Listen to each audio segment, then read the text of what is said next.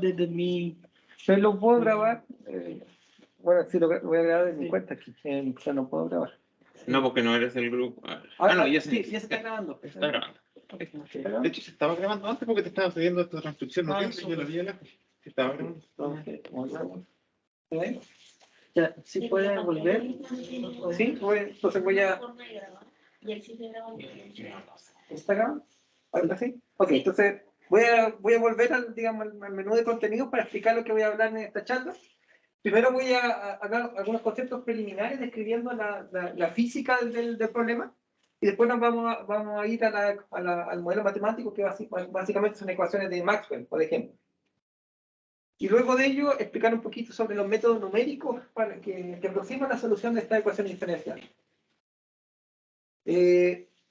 Luego voy a hablar un poquito más que hablar, describir un poquito de cuál es el problema de optimización que tenemos. Y finalmente, unos tópicos adicionales que no son exactamente relacionados con el problema que queremos resolver, pero tienen ingredientes que nos van a permitir solucionar los problemas que voy describiendo acá. Entonces, nuevamente, voy a explicar algunos conceptos para entender la física del problema. Entonces, como les decía, yo no soy físico, entonces lo que hago aquí es explicar cómo yo entiendo el problema, como para tener una idea. Entonces, aquí vamos a hablar del campo electromagnético. Entonces, la E es el campo eléctrico y la H es el campo magnético, en general que viven en R3. Y el campo eléctrico es perpendicular al campo magnético. Entonces, lo que uno puede hacer es depolarizar estos dos estados. ¿Qué significa depolarizar? Básicamente, como son perpendiculares, uno lo puede dividir en un campo eléctrico en que la segunda componente es nula y el campo magnético en que la primera y la tercera son nulas. Entonces, eso es porque son ortogonales. Puedo hacer eso o puedo hacer otra descomposición en que la primera y la tercera componente del campo eléctrico son nulas y la segunda componente del campo magnético es nula. El primer caso se llama polarización transversal magnética, o también llamada polarización P. Y la segunda, la transversal eléctrica, y se llama, también recibe el nombre de polarización S. Entonces, este concepto de polarización es súper útil porque cuando uno tiene, por ejemplo, ecuaciones de Maxwell, en 3 dimensiones, hay situaciones en que haciendo esta depolarización y haciendo un corte transversal, me quedan ecuaciones de 2 dimensiones y estas se transforman en ecuaciones de ejemplo. Entonces, que son más fáciles de resolver. Eso lo voy a explicar un ratito más. Entonces, ¿cuál es el fenómeno que está detrás de una celda solar? Entonces, básicamente, uno puede pensar que uno tiene un metal y arriba del metal viene la luz solar. Entonces uno puede pensar ahí que es la onda incidente que está ahí.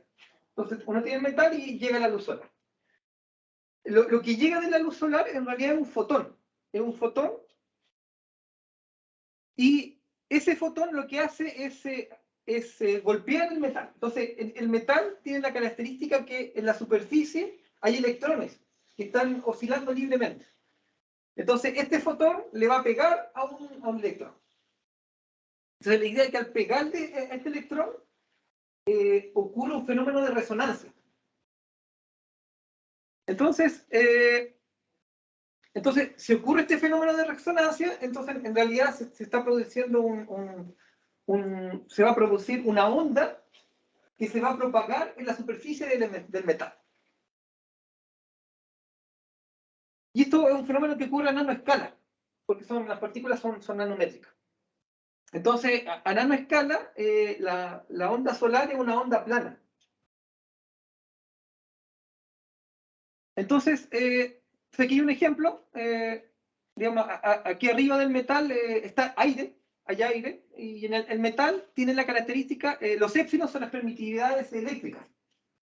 Entonces, el metal tiene la característica que la parte real de la permitividad eléctrica es negativa. Ahí hay un paréntesis más puesto, pero es negativa la parte real. Y la parte imaginaria es positiva. Y el aire uno lo puede pensar como un dieléctrico que tiene una permitividad real y positiva. Entonces ese es un ejemplo básico digamos, de una celda solar básica. Solamente un metal y el aire. Ahora nosotros sabemos que si uno pone un metal aquí afuera a la luz solar, uno no tiene energía eléctrica. No, al final el metal se calienta, pero no me electrocuto, por decirlo así. ¿Por qué pasa eso? Porque si uno mete todas estas configuraciones en las ecuaciones de Maxwell que modelan este fenómeno, no sé si lo dije, pero la onda que se genera cuando llega el fotón y le pega al electrón, y si ese electrón se excita, la onda que se genera se llama onda SPP, de Surface Polariton Wave. Entonces al final entonces es una onda superficial que se queda en el metal. Entonces el principio de la celda solar es tratar de absorber esta onda que se genera. Entonces esa es la onda SSPP. Y resulta que nuevamente esta onda SSPP satisface las ecuaciones de Maxwell. La luz solar también satisface las ecuaciones de Maxwell. Entonces todo satisface las ecuaciones de Maxwell. Entonces, poniendo todo esto en las ecuaciones de Maxwell, uno puede encontrar cuánto vale la componente X del vector de onda. Entonces cae el vector de onda y X es digamos, K sub X es la componente X. Entonces esta es una componente que es paralela al metal. Entonces la componente X del vector de onda, digamos, de esta onda SPP, está relacionada con la frecuencia, con la velocidad y con las permitividades. Y con las permitividades en este caso del aire y del metal. Entonces esa es la forma que tiene esta componente X del vector de onda. Entonces, si uno va a estudiar las ecuaciones de Maxwell en estos modos que están depolarizados, uno se da cuenta que el modo transversal eléctrico no genera este tipo de ondas. Entonces, y básicamente, ¿cómo se hace eso? En realidad es un ejercicio algebraico relativamente simple, porque básicamente uno tiene las ecuaciones de Maxwell, digamos, todas estas estructuras son planas.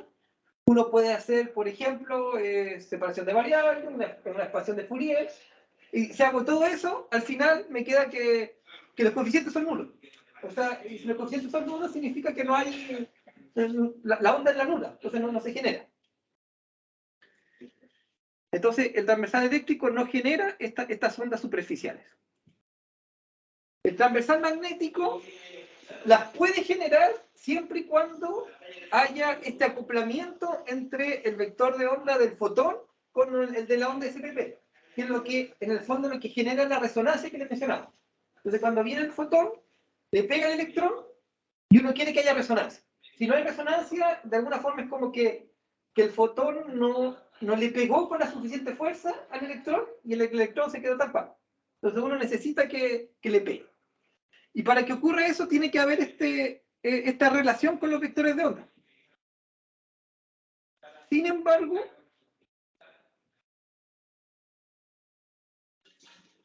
en esta configuración, si uno hace las cuentas, uno se da cuenta que en realidad el vector de onda, la componente X del vector de onda del fotón, es menor estricto que la de la onda SPP. Entonces, ¿qué quiere decir esto? Que en estas dos configuraciones, o sea, ya vimos que el transversal eléctrico no produce ondas SPP y el magnético tampoco, porque como dije, para que produzca ondas tiene que haber esa igualdad entre los vectores de onda. Y en esta configuración no se tiene la igualdad.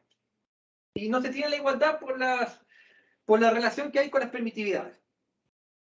Entonces, en conclusión, si yo tengo una placa metálica bajo la luz solar, no voy a generar energía eléctrica. Entonces, ¿qué es lo que hace la gente? Entonces, necesito llegar a esa igualdad. ¿Cómo se llega a esa igualdad? Es modificando la geometría del metal. Entonces, al metal lo que se le hace es ponerle, por ejemplo, ahí en la figura se ven como pequeños bloquecitos. Y esos bloquecitos son de metal. Entonces son del mismo material, del mismo metal. Y esto se llama, en el fondo uno le pone un relieve al metal. Entonces por eso se llama el Surface Grating Relief. Es un relieve que uno le pone al metal. Y resulta que al ponerle este relieve al metal, la onda incidente, que es la luz solar, se difracta. Entonces, por decirlo así, rebota y se difracta en varias ondas. Entonces, y estos son los términos, en el fondo, uno puede pensar en una expansión de Fourier. Entonces, estos son todos los términos de Fourier que se generan. Y resulta que alguno de ellos va a ser capaz de alcanzar esta igualdad. Entonces, ahí tenemos que tenemos en azul, en la componente X, la longitud de onda de la onda SPP. En la derecha tenemos la del fotón. Y resulta que para algún n de estas ondas se va a alcanzar la igualdad. Entonces, ¿qué quiere decir eso? Que alguna de estas ondas que se difractaron va a ser capaz de generar una onda SPP. Y uno puede, digamos, haciendo las cuentas, uno puede saber cuál de ellas son. Porque básicamente uno sabe el K del fotón, el K del SPP, entonces hay que simplemente despejar N. Entonces uno va a saber cuál es. Entonces aquí tengo digamos, una ilustración.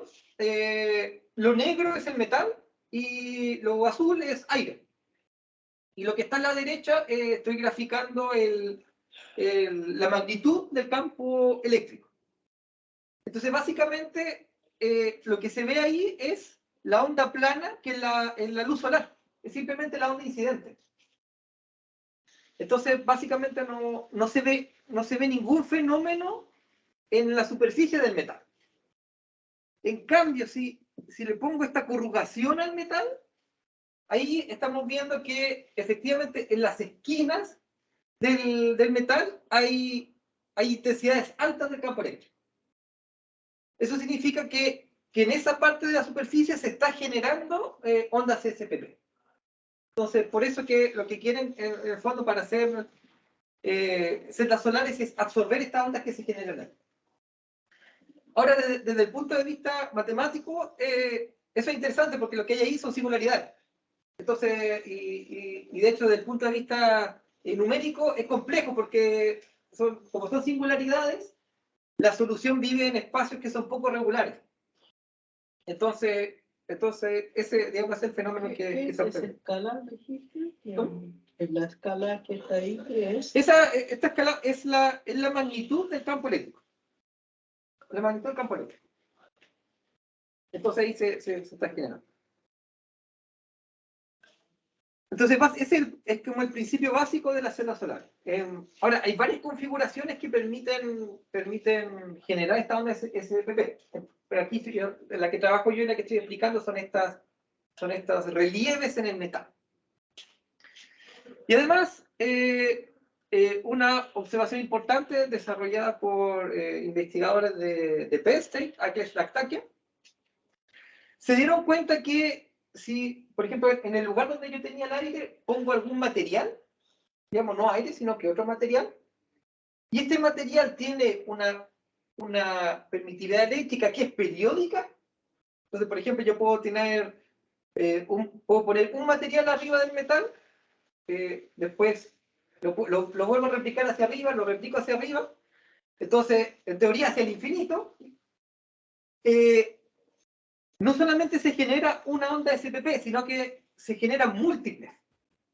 No como en el caso anterior que yo ilustré, que se generaba una sola. Aquí se generan múltiples. Y en ambas polarizaciones. Entonces, ese es digamos, el gran descubrimiento que hicieron Farad y Laktakia.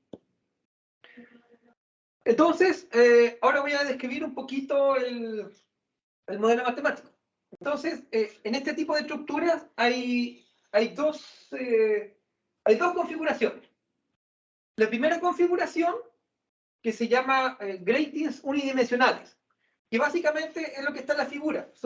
Uno tiene el metal con estas corrugaciones, y esas corrugaciones son infinitamente largas. ¿Por qué digo infinitamente largas? Porque, como expliqué, la altura del metal ocurre a escala nanométrica. Y los paneles solares son largos.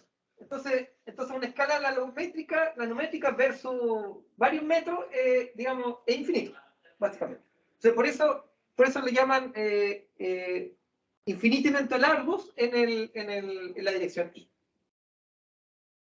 Y resulta que bajo esta configuración, si yo hago un corte transversal, porque al ser infinitamente largo la dirección I, el campo electromagnético es invariante respecto a la coordenada I. Entonces pasa lo mismo. Entonces yo puedo hacer un corte transversal y eso se traduce en que me queda un problema bidimensional, ¿cierto? Para hacer este corte transversal. Otra configuración son los gratings bidimensionales. No lo mencioné, pero tanto en la estructura de arriba como la de abajo hay periodicidad. Entonces las corrugaciones del metal son periódicas. En la segunda configuración, en este grating bidimensional, la distribución de estas corrugaciones son biperiódicas. Son periódicas en una dirección y periódicas en la otra, no necesariamente con el mismo periodo. Y resulta que este es un problema netamente tridimensional. Entonces, ¿qué es lo que hacemos? Voy a describir el caso de grating unidimensional. Entonces, como dije, uno le hace un corte transversal. Entonces, lo que está ahí en la figura de la derecha es un corte transversal de estos grating unidimensional. Entonces, abajo está el metal con estas corrugaciones y encima hay, bueno, ahí en las ilustraciones hay 9 capas. 9 capas de un material. Entonces, esa es como una configuración básica digamos, de una celda solar. Metal y arriba 9 capas. Por encima de la estructura viene la onda incidente, que es la onda, digamos, que viene del Sol. ¿Una capa de la metal o de qué? No, las capas que están arriba de la 1 a la 9 son de otro material. Puede ser un dieléctrico, puede ser un semiconductor, puede ser otra, digamos, hay una variedad de metal. Y eso, la característica es la permitividad eléctrica, siempre es la permitividad. Entonces, dependiendo de lo que uno quiera, digamos, ahí los ingenieros ponen las capas que a ellos les sirven. Por ejemplo, normalmente la última capa es una capa que la llaman, es como una capa, por decirlo así, que ayuda a que la onda no se escape, por decirlo así. Una capa que la mantenga todo abajo. Y en la izquierda hay una foto, digamos, de microscopio de una celda de verdad. Entonces ahí se ve que la parte negra que está abajo, ese es el metal. Y arriba están las diferentes capas. Entonces esa es una de las configuraciones. Y como les decía, es una entre tantas.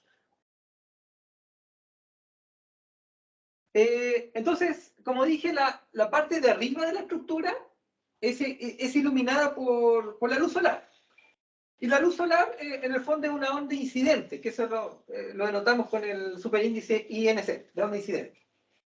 Entonces, el EINC es el campo eléctrico que viene de la luz solar, que básicamente es una onda plana con una amplitud que llamamos A. Y normalmente esos son datos del problema. Digamos, tiene el vector posición y tiene el vector de onda. Teta es el ángulo de incidencia, ¿cierto? Entonces, si teta vale 0, significa que la incidencia es normal. Y si teta, digamos, vale pi medio, es que la incidencia es paralela a la estructura, que en realidad esa no sirve mucho, porque también sabemos que si tenemos la luz solar paralela a la superficie, digamos, el metal no se va ni calentar.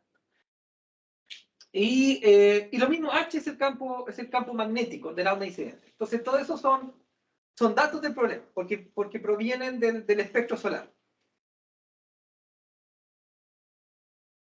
Y también, como dije, los campos totales satisfacen las ecuaciones de Maxwell en R3. porque este es, digamos, la luz solar, digamos, viene del infinito, por decirlo así.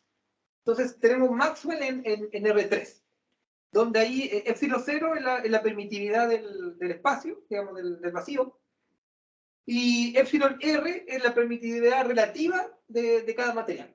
Entonces, por ejemplo, la permitividad relativa del aire que tomamos vale 1. Entonces, esas son las ecuaciones que satisfacen. Entonces, básicamente, digamos, hay que resolver Maxwell en R3 con estas condiciones, digamos, de onda incidente. Entonces, como dije, resolver Maxwell en 3D es costoso. Entonces, aquí se utiliza esta característica unidimensional de los gradientes. Entonces, al hacer un corte transversal y al desacoplar en polarización, la ecuación de Maxwell en el fondo se transforma en una ecuación de Helmholtz en R2, donde dependiendo de la polarización, la solución U vale una cosa u otra. Entonces, por ejemplo, en la polarización TE, la solución U de la ecuación de Maxwell es la componente I del campo eléctrico. Y una vez, si uno obtiene esa, uno puede rescatar las otras. Del mismo modo, estos coeficientes que aparecen ahí, B mayúscula y B minúscula, uno uno vale 1 y el otro vale epsilon R. Por otro lado, en la otra polarización, en la TM, la solución U de Helmholtz es proporcional a la segunda componente del campo magnético. Y el B es 1 sobre epsilon R y el B minúscula vale 1. Ahora aquí es importante recalcar que las permitividades dependen de la posición, porque las permitividades dependen del material. Y además dependen de la frecuencia. Entonces aquí se ve que el caso más difícil, por decirlo así, es el TM, porque aparece 1 sobre epsilon multiplicado al gradiente de U. Y resulta que, como vieron, en cada capa, cada capa tiene un valor de epsilon distinto. Entonces epsilon es discontinuo. Y el gradiente de U también es discontinuo. Pero lo que pasa es que estas dos discontinuidades se compensan. Entonces, digamos, el B tiene la discontinuidad 1 sobre R y la otra es básicamente proporcional a R, entonces se compensa. Entonces eso hace que el término B gradiente de U sea un término que, digamos, que está en HD, está bien definido. La onda incidente es la que aparece ahí. Y como estas estructuras son periódicas, lo que uno hace un corte en vertical y uno se queda con un solo periodo. Si yo me quedo con un solo periodo, lo que me aparecen son condiciones de periodicidad. Resulta que si la onda incidente es normal a la superficie, a la estructura, el ángulo vale 0. Y eso quiere decir que la solución de la ecuación diferencial es periódica. Sin embargo, al tener una onda oblicua, lo que pasa, al final la solución es periódica, entre comillas, porque es periódica con un factor. Y eso se llama cuasiperiodicidad. Entonces, eso es lo que se ve en las dos últimas ecuaciones.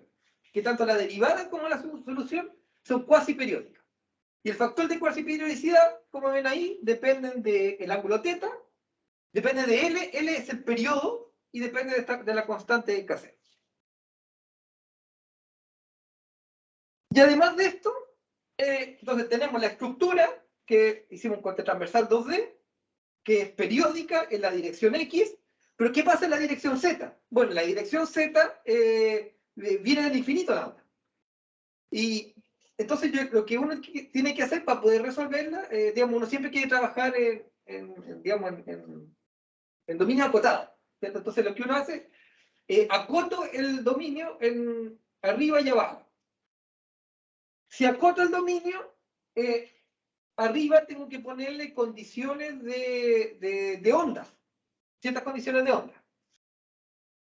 Y una técnica que hay es utilizar estas técnicas de PML, Perfectly Matched Layers, que lo que hace la técnica PML es introducir un dominio artificial, que es el dominio celeste que está ahí, que se llama el dominio absorbente, por eso la letra A, Y lo que hace es, este dominio artificial es absorber las ondas de manera artificial. De manera que la solución de la ecuación diferencial en la estructura son todas esas capas que tienen colores, no cambia. Entonces esa es la idea, de aumentar el dominio artificialmente, de manera que absorba la onda, pero que la solución de la EDP no me cambie. Y estas capas son de una longitud delta. Estos se llaman los dominios PML. Entonces, ¿qué es lo que hago con estas capas? Bueno, ¿cómo yo absorbo la onda? Bueno, para absorber la onda, lo que necesito en el fondo es, como digamos, es un dominio ficticio, necesito ponerle un material ficticio. Y para ello, lo que puedo hacer es jugar con los coeficientes de la ecuación diferencial. Entonces, en este caso, se introduce esta función que se llama función de absorción, que es gamma. Y lo que hace esta función de absorción, como dije, es permitir que la solución de la ecuación diferencial en este dominio absorbente decaiga rápidamente. Entonces hay varias formas digamos, de establecer estas PML y la que utilizamos es la que está ahí. Y básicamente esta PML, esta función gamma, tiene la característica que digamos, en la estructura vale 1, porque digamos, en la estructura queremos que siga siendo válida la ecuación diferencial original, y en la capa absorbente está relacionada con esta función sigma. Y esta función sigma es una función no integrable. ¿Por qué no integrable? Porque básicamente como queremos absorber la onda, ¿qué es lo que puedo hacer? La puedo, entre comillas, dividir por infinito, entre comillas. Porque ¿qué hago con esto? Bueno, hago que la onda tienda a cero.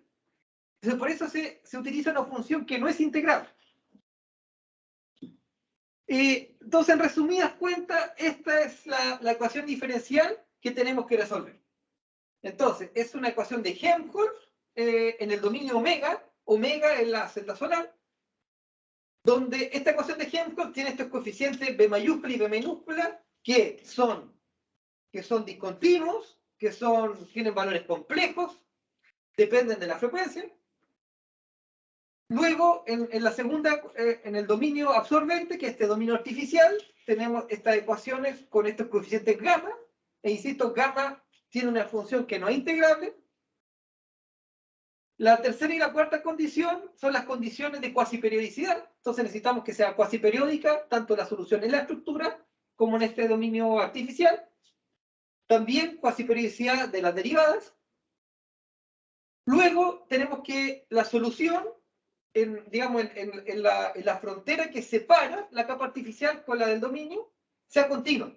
Entonces, ¿qué quiere decir eso? Que U sea igual a la onda incidente, que es la que viene del Sol, más la onda absorbente. Y en la parte de abajo de la estructura no hay onda incidente. Entonces, la continuidad tiene que ver solamente con que U sea igual a la U absorbente. Y también necesitamos continuidad de las derivadas normales. Básicamente aquí, como este problema es bidimensional, las derivadas normales, digamos, van hacia abajo, entonces solamente está derivadas parciales respecto a z, que son las dos penúltimas ecuaciones que están ahí. Y por último, condiciones de contorno nulas en la parte de arriba y de abajo de las ondas absorbentes. Entonces, esta es la ecuación diferencial que tenemos que resolver. Entonces lo que hacemos, bueno, nosotros utilizamos métodos numéricos para resolver estas ecuaciones porque analíticamente no se pueden resolver. A ver, se pueden resolver analíticamente si es que la superficie del metal es plana. Porque si es plana, ahí uno puede hacer con serie Fourier, básicamente. Pero al introducir corrugaciones, ya no hay forma de resolverla analíticamente. Entonces, es por ello que utilizamos un método numérico. En general, digamos, hay varios métodos numéricos, en particular utilizamos elementos finitos.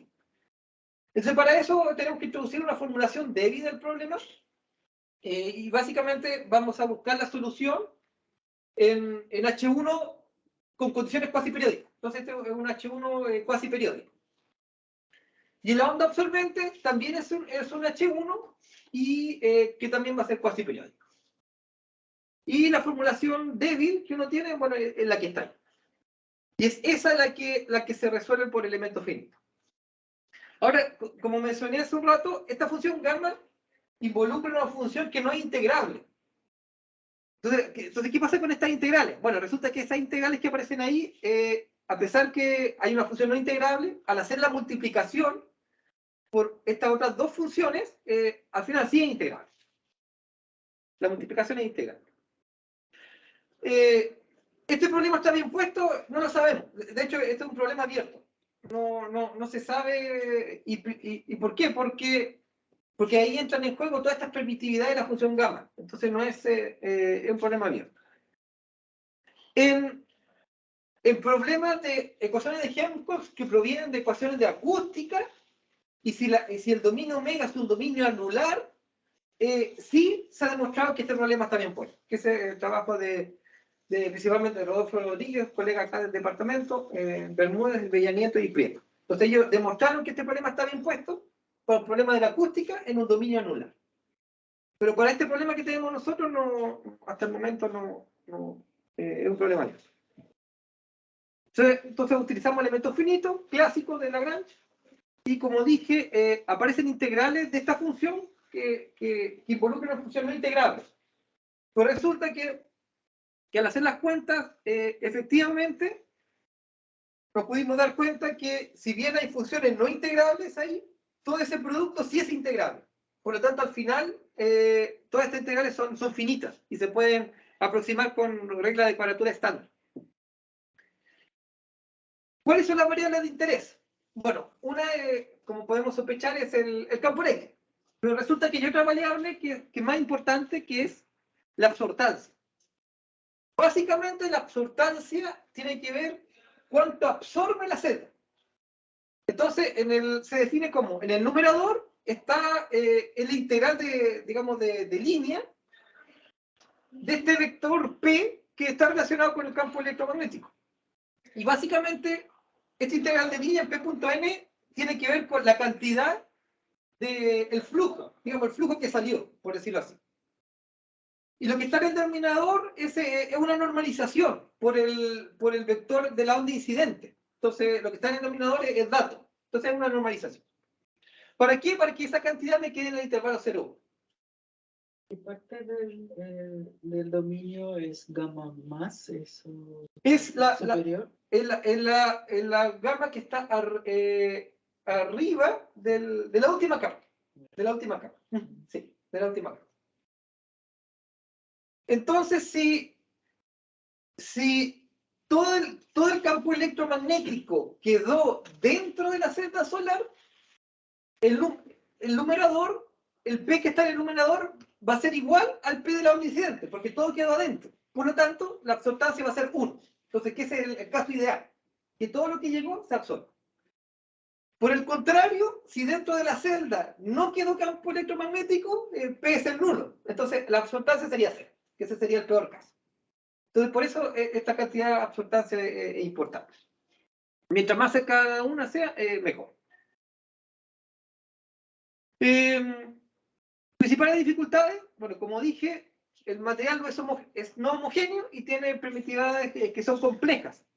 Entonces eso arrastra un montón de problemas, sobre todo cuando uno quiere probar ciertas propiedades de elipticidad de los operadores, porque no van a ser elípticos. Las singularidades que aparecen en las esquinas de la superficie del metal, que es la que mencioné hace un rato. Y la validación, porque como dije, uno, en el caso que la interfaz sea plana, uno puede calcular la solución por serie de Fourier. Pero si no tenemos punto de comparación. Entonces, ¿cómo validamos que nuestra aproximación está correcta? Y cuando uno quiere hacer optimización, ¿a qué me refiero con la optimización? Es, por ejemplo, determinar cuál es la mejor forma de la superficie que me maximice la absortancia, por ejemplo. O cuál es el ángulo de incidencia que me maximice la absortancia, porque será la incidencia normal o será oblicua. Entonces, cada vez que hay un proceso de optimización, las ecuaciones se tienen que resolver muchas veces a través de algún algoritmo iterativo. Entonces hay que ser costoso. Respecto al número de etapas, algunas cosas así. También, digamos, uno puede optimizar hay muchísimas variables. Eso lo voy a comentar en un ratito más. Entonces aquí tengo una simulación, solamente para ilustrar. Tomo un ángulo de incidencia igual a 0. El metal es plata. Entonces ahí se ve que la permitividad eléctrica del metal, ahí me equivoqué en un signo, es menos 5.88. El periodo, son nanométricas. Y como dije, aquí para validar, digamos, nuestra solución, uno parte con lo conocido. Entonces, ¿qué es lo conocido? Una interfaz plana. Y la interfaz plana básicamente hago serie de Fourier. Y lo que aparecen ahí son los errores. Los errores en norma L2. ¿De qué cosa? De la aproximación que yo obtuve con elementos finitos cúbicos versus la solución exacta que obtuve por serie de Fourier. Entonces, la teoría de elementos finitos dice que si la solución es suficientemente regular, que en este caso aquí lo es, porque digamos, es una exponencial, básicamente, digamos, es infinito, la norma L2 debiese converger con orden 4 para elementos finitos cúbicos. ¿Qué es lo que pueden ver en en la última columna y en la antepenúltima columna? Entonces se está convergiendo con tasa 4. Y las otras dos es tasa 3. ¿Por qué? Porque en las otras dos perdón, en la primera es tasa 3. Y es porque para calcular el campo eléctrico en este caso, este es para la polarización TM, necesito calcular los gradientes de la solución. Entonces cada vez que yo calculo gradientes, pierdo una potencia en mi tasa de convergencia. Entonces, tiene que ser en norma L2, tasa de convergencia 4, y en norma H1, tasa de convergencia 3. Y eso es efectivamente lo que se ve ahí. Entonces, esto quiere decir que la solución que nosotros encontramos efectivamente está convergiendo a la solución exacta del problema, a la tasa que predice la teoría. Y acá tengo una simulación donde uno no conoce la solución exacta, porque aquí ya en esta simulación puse una corrugación. Entonces lo que hice aquí fue compararla con otro método. Entonces básicamente ahí se ven que las pendientes, sobre todo en el caso de abajo, son bien, digamos, son bien lentas. Entonces eso significa que mi aproximación va convergiendo, pero de manera lenta, muy lenta. Y de hecho eso tiene que ver con la regularidad de la solución, porque se quedó pegado. Entonces, como dije, al tener estas singularidades, la solución no está en espacio regular. Entonces, de hecho, hay un artículo en que demuestran que en este caso la solución está en H1 más un delta, y ese delta puede ser incluso menor que un medio. Y en este ejemplo que simulé, el delta es 0.06. Entonces, al final la solución está en H1.106. Entonces, por eso la tasa de convergencia es bajísima, es por la regularidad de la solución. Entonces, ahora quiero hablar un poquito de esto de optimización. Entonces, como dije, ¿cuál es el objetivo? Nosotros queremos maximizar la absortancia. Ahí nuevamente puse la absortancia. Entonces, lo que hemos hecho hasta ahora, digamos, los últimos 10 años quizás, es hacer una optimización paramétrica clásica. Entonces, como dije, tengo esta superficie en el metal, que en las figuras previas era por decirlo así, un rectángulo. Entonces la pregunta es qué altura y ancho tiene que tener el rectángulo de manera que se maximice la absortancia, por ejemplo. O como preguntaba recién, ¿cuántas capas tengo que poner para que se maximice la absortancia? Entonces era una optimización clásica, paramétrica, en cuanto a la geometría del problema. Y recientemente lo que estamos haciendo, en colaboración con Andrés Novotny, que Rami lo conoce muy bien, es optimización topológica. Entonces, de ahí este es un trabajo reciente, así que no tengo mucho para mostrar. Entonces, ¿a qué me refiero con esto? En esta optimización paramétrica nosotros queremos maximizar la absortancia, y que repito, la absortancia depende del campo electromagnético, y este parámetro es un parámetro geométrico, que, por ejemplo, esto es lo que habíamos hecho. Entonces ahí teníamos varias geometrías, tenemos una forma tipo trapecio en la última figura, tipo semicírculo en la segunda, y arriba un tipo rectángulo.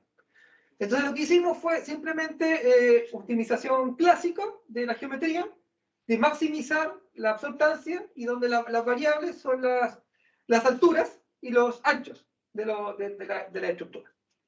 Y básicamente se hace el proceso de optimización, que como dije es costoso porque hay que hacer un algoritmo iterativo y hay que resolver la ecuación de Helmholtz que describí antes varias veces. Y aquí tengo una estructura que simulé, básicamente ahí le pusimos varios tipos de material. Entonces las capas que se ven horizontales son un material dieléctrico, abajo está el metal, y lo que está en rojo es una capa que se le llama celda solar, que absorbe las ondas que vienen de al lado. Entonces la energía se va a concentrar en esa celda solar. Y aquí hay una simulación. Entonces en la izquierda hay una celda no optimizada, digamos una celda con parámetros cualquiera, y en la derecha está la celda optimizada. Entonces ahí lo que estoy graficando es la magnitud del campo eléctrico. Entonces ahí se ven estas manchas rojas, que significa que la intensidad del campo eléctrico ahí es altísima. Entonces es porque la celda está maximizando esta absortancia. Y por último, lo que quería comentar es esto de optimización topológica, que repite algo que estoy recientemente incursionando con la ayuda de Andrés Novotny. Básicamente ahora queremos maximizar la absortancia, y la absortancia, como dije, depende del campo electromagnético, pero resulta que ahora, en lugar de encontrar, por decirlo así, los parámetros geométricos óptimos, voy a encontrar la topología óptima. ¿A qué me refiero con eso? Por ejemplo, si yo pienso en una celda, ¿cómo tienen que estar distribuidas las permitividades? Entonces, por ejemplo, en esta configuración, entonces, uno tiene el metal abajo y otro material arriba. ¿Es eso el óptimo? O sea, ¿por qué el metal no está arriba y las capas abajo? ¿O por qué no tener metal, capas, metal, capa, metal, capa? Entonces el primer enfoque que hicimos fue porque así se construyen en general las celdas, metal y capas. Pero esto con esta optimización topológica abre una gama de posibilidades, de ver cuál es la topología que me maximiza esta absortancia. De ello uno tiene que agregar varias restricciones. Por ejemplo, digamos, lo complicado es que, uno puede hacer esta optimización topológica, pero genera características que no son posibles de construir, a lo mejor, que muchas veces pasa. Entonces, por eso en un comienzo, cuando empecé a hacer esto hace como 10 años, trabajaba con gente que fabricaba estos prototipos y me decía, no, nosotros podemos fabricar solamente rectángulos o trapecios. No puedo fabricar, por ejemplo, si hago una optimización de forma, una forma cualquiera que tú me das. Eso no lo podemos hacer. Pero ahora, digamos, 10 años después, hay tecnologías que sí pueden construir cosas como extrañas. Entonces, ahí hay que ver bien, digamos, cuál es la configuración que nos entrega esta optimización topológica. Por último, quiero mencionar algunos trabajos relacionados que tenemos. Estas corrugaciones pueden ser muy pequeñitas, muy pequeñitas. Y resulta que desde el punto de vista de resolver la ecuación diferencial por métodos numéricos en estas regiones pequeñitas, es complicado, porque básicamente los métodos numéricos se basan en una discretización. Usualmente, por ejemplo, en triángulos. Entonces, uno tiene todo el dominio y uno lo triangulariza. Y resulta que si uno tiene regiones muy pequeñitas, ahí van a quedar triángulos muy pequeñitos. Y eso es muy costoso. Entonces, alternativa es utilizar métodos asintóticos. Entonces, cuando la corrugación es muy pequeñita, en realidad, lo que puedo hacer es, en lugar de trabajar con la corrugación, trabajar con una interfaz gamma, que es la línea roja que está ahí, y poner ahí condiciones de transmisión que simulen el hecho de haber removido esta corrugación. Entonces, ahí se me mezcló el español con el inglés, pero básicamente tomamos esta corrugación pequeñita y la reemplazamos por una interfaz. Entonces, ¿qué es lo que hay que hacer ahí? Hay que hacer una expansión asintótica. Entonces, uno hace una expansión asintótica, que este es el trabajo que hicimos con Rodolfo Rodríguez, Cintia Rivas y Peter Mo, y también Actaquia, que nos permite establecer condiciones de interfaz y en realidad resolver un problema de interfaz. Entonces, reemplazar esa corrugación pequeñita y resolver un problema de transmisión. O sea, ahí nuevamente hay una simulación. Por modelo completo me refiero a un modelo con esta corrugación, y por el modelo asintótico me refiero, remueve esta corrugación, reemplaza por la interfaz y resuelve un problema de transmisión. Entonces, por eso ahí se ve una franja blanca, porque esa franja blanca se removió la corrugación, pero se reemplazó por condiciones de interfaz que pegan, digamos, las dos partes del dominio. Entonces ahí se ve que ambos modelos gráficamente y también con el error que lo muestro aquí funcionan bien.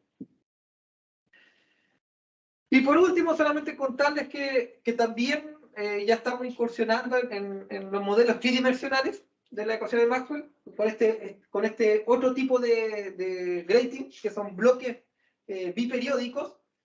Y básicamente aquí tenemos que resolver las ecuaciones de Maxwell en 3D.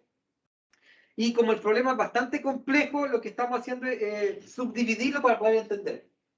Entonces, como primer paso, resolvimos un problema, simplemente un problema de valores de contorno, para estudiar qué es lo que está pasando.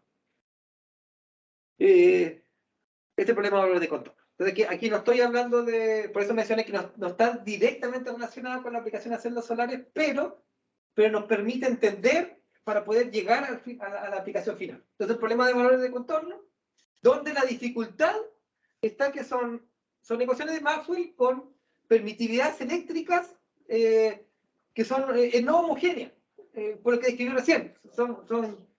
Tienen valores complejos, son discontinuas, etcétera, etcétera, etcétera. Entonces estudiamos este problema, simplemente aquí hacemos un cambio de variable para tener una notación más amigable. Aquí hay otro aspecto importante, que el campo eléctrico y el magnético tienen divergencia nula. Entonces, ¿cómo lidiar con esta divergencia nula? Entonces, en general lo que uno hace, por ejemplo, es introducir un multiplicador de Lagrange que a uno le permite controlar el hecho digamos, que la divergencia de epsilon sea nula. Y lo que hicimos, aplicamos otro método numérico, se llama que discontinuo hibridizable. Básicamente, ¿qué significa hibridizable? Es que son técnicas que permiten, digamos que eso puede ser otra charla, pero son técnicas bien particulares que básicamente, si uno tiene una ecuación diferencial y uno tiene la ecuación de contorno, uno puede resolver la ecuación diferencial. Entonces, ¿qué es lo que hago? Ok, tengo este dominio, lo subdivido, por ejemplo, estoy hablando en 2 dimensiones en triángulo, en 3 dimensiones en tetraedro. Entonces, si yo tengo la ecuación diferencial en un triángulo y yo soy capaz de calcular de alguna forma la condición de contorno en ese triángulo, yo puedo resolver en ese triángulo. Y después los voy pegando. Entonces, básicamente eso se llama hibridizar. Y efectivamente logramos demostrar que nuestro esquema numérico convergía. Aquí los sub-H son las aproximaciones y los B y U son el campo eléctrico magnético. Entonces, que el esquema numérico converge a la solución, digamos, la solución del esquema numérico converge, y en la derecha ahí uno puede ver las regularidades de la solución. Esas son las seminormas en el espacio H, HL más 1. O sea, ahí está la regularidad. ¿Y por qué menciono la regularidad? Justamente por esta esquina. Porque cuando hay esquina, ahí baja la regularidad, por lo tanto se pierde la convergencia. Aquí hay algunas simulaciones. Con la teoría nosotros pudimos predecir que las tasas de convergencia eran un orden h a la k más 1 para U y k más 1 medio para B. Pero resulta que en los experimentos estamos observando k más 1 en ambas. Entonces, ahí hay digamos, eso significa que la teoría no es, hay una potencia, un medio que la teoría no está dando. Y eso tiene que ver con asuntos técnicos que básicamente uno muchas veces utiliza la proyección L2 en la teoría. Y la proyección L2 para este tipo de esquema es subóptima. Pero bueno, ese otro tema.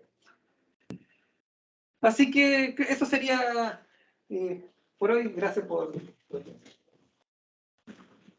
Muchas gracias, Manuel, por esta charla súper interesante. Espero que todos los auditores que han gustado con esta charla. Ahora es momento para algunas preguntas. Tenemos aproximadamente 5 minutos para cerrar preguntas. Yo quedé con algo cuando en lo último mencionabas el problema de contorno para con el 2D grading. ¿Sí? Que como no conozco las estrategias ni nada, ¿Sí? ¿cómo se compara eso con el avance en el 1D? ¿En qué parte del 1D va el problema de contorno? O eso ni siquiera... Sí, sería en el... Sí, exacto, sería...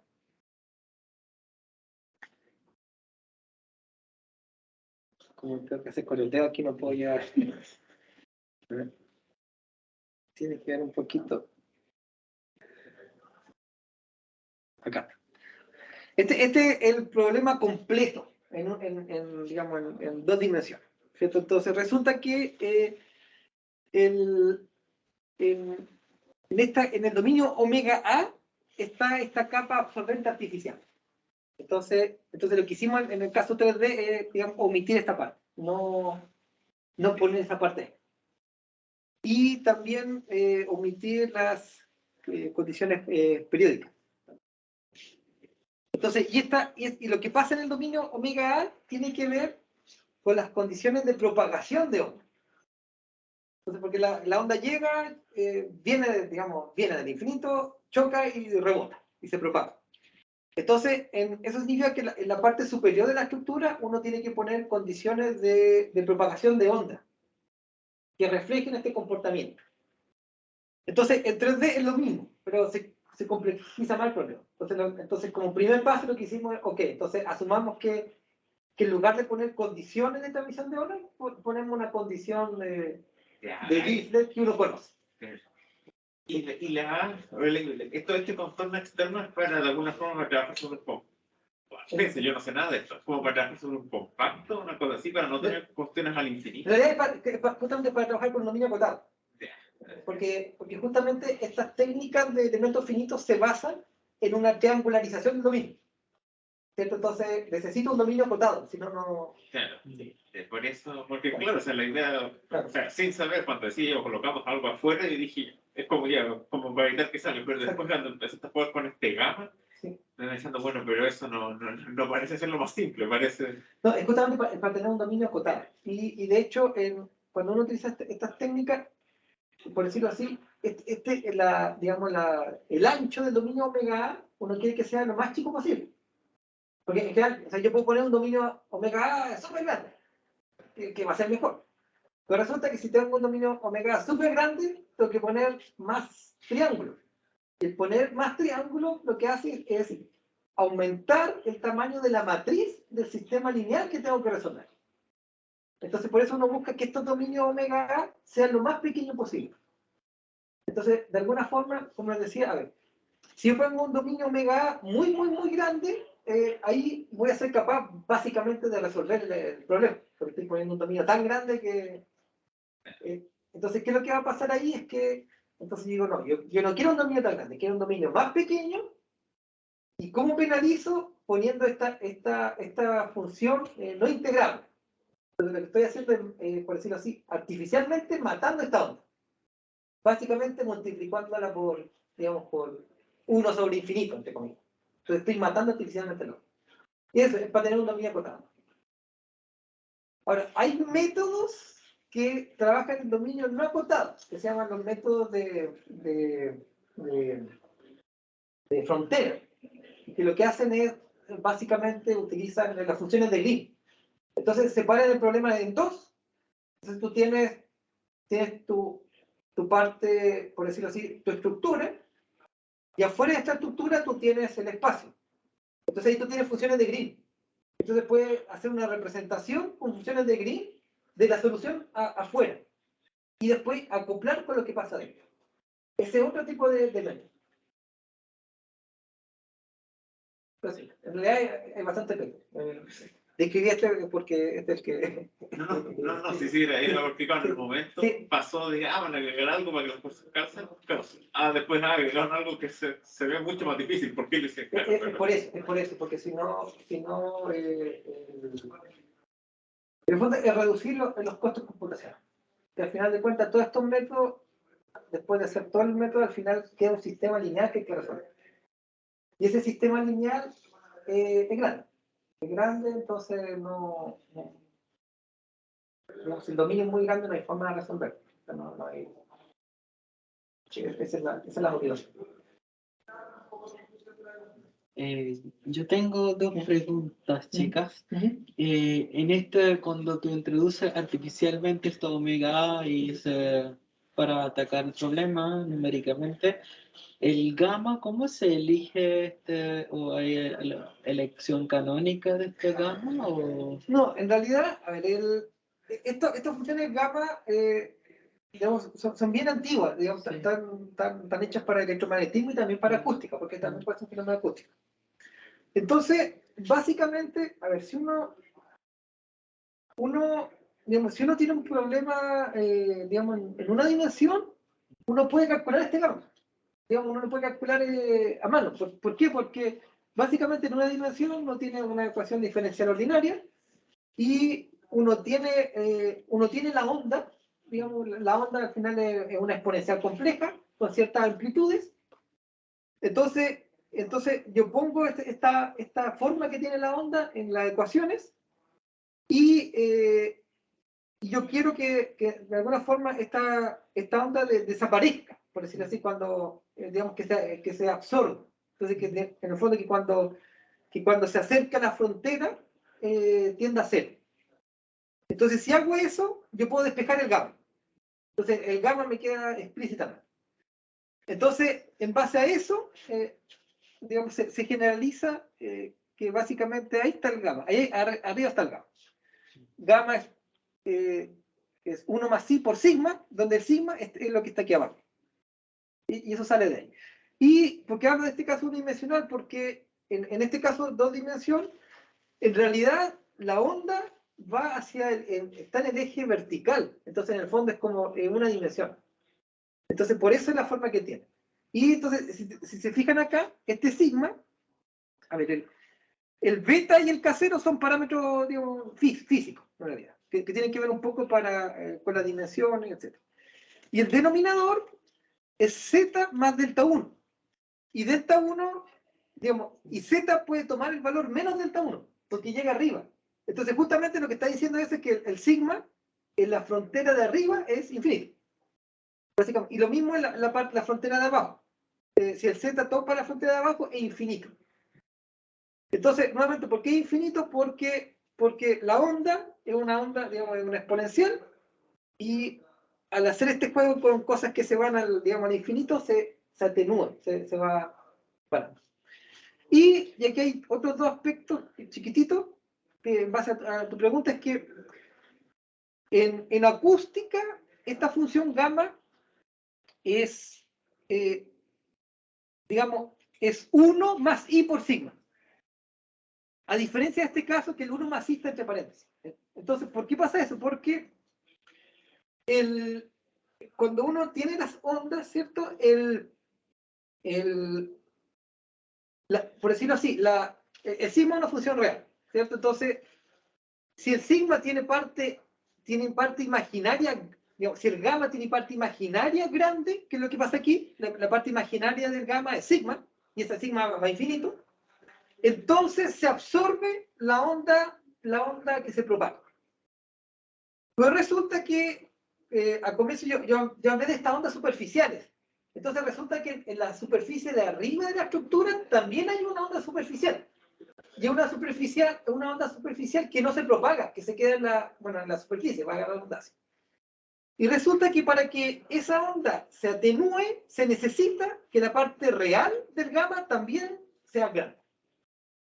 Entonces, por eso al final, ambas partes real e imaginaria del gamma tienen que ser grandes. Por eso, para que se atenúen las dos.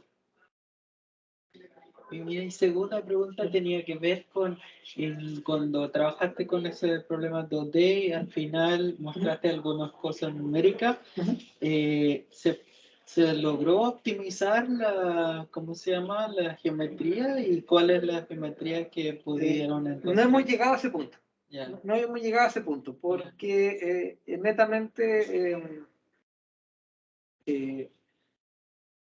es muy costoso. ¿No? Digamos, no tenemos No estoy hablando no de la topología, de la otra, del otro. de paramétrico, optimización paramétrica. Sí, donde- de esto digamos, Sí.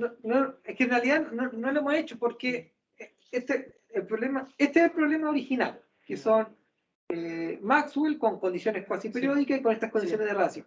Entonces lo que hicimos nosotros es partir por una simplificación del problema. Entonces el problema que en realidad resolvimos no es Claro. no es el original. Sí. Entonces no podemos hablar de optimizar porque por decirlo así, aquí no hay absortancia. Entonces, esa es una. Y la otra es el costo, porque como este ya es un problema 3D, resolver esto tarda muchísimo. Entonces, necesitamos, por decirlo así, herramientas de optimización más sofisticadas. O sea, no podemos hacer una optimización paramétrica común y corriente. Hay que usar algo más sofisticado para que Sí. se pueda calcular. Si alguien, la audiencia, o sea, el conectado telemáticamente, no sé, tienen preguntas y dos personas pueden hacer preguntas, si no, podemos dar las gracias. No sé si me escucharon. ¿Me escucharon? Sí. Está sordo. Ahí está el micrófono apagado. Ah, cierto. Si alguien tiene preguntas, lo que están conectados.